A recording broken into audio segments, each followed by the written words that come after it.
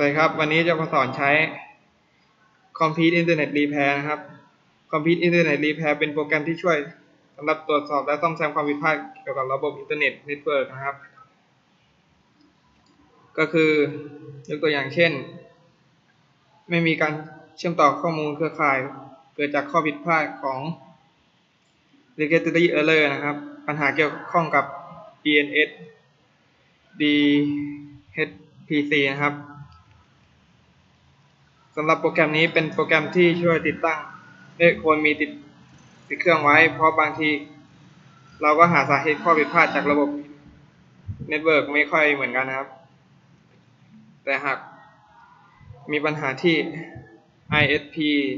ก็ต้องติดต่อผู้ให้บริการ ISP เท่านั้นนะครับยกตัวอย่างเช่นวิธีการใช้นะครับสมมุติเป็นระบบของ LAN กับอินเทอร์เน็ตนะครับมีปัญหาก็คือให้เราติ๊กข้างหน้าครับ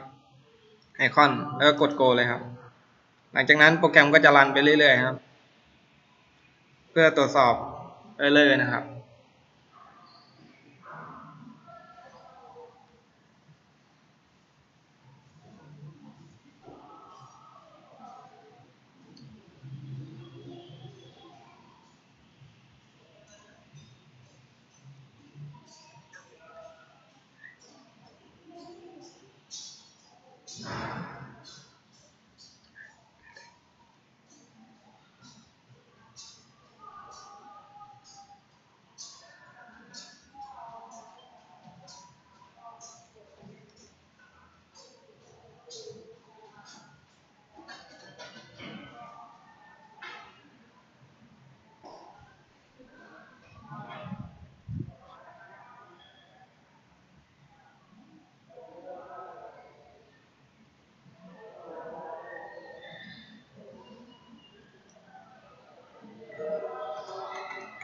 อันนี้ก็เสร็จเรียบร้อยครับ